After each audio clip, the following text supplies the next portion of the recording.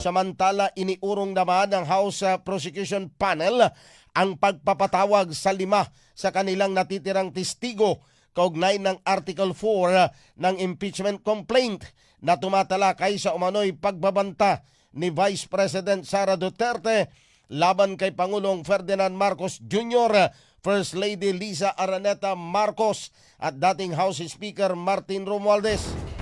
Kaugnay nito, sinabi ni Attorney Michael Puwa, isa sa mga abogado ni VP Sara, na hindi nila hinarang ang pagpapalabas ng financial records ng ikalawang Pangulo, ngunit malinaw umano ang naging desisyon ng Korte Suprema hinggil sa usapin ng privacy at proseso nito. Kaya ito lamang ang kanilang ipinapaalala sa mga senator judges na masusing suriin ang kanilang magiging desisyon.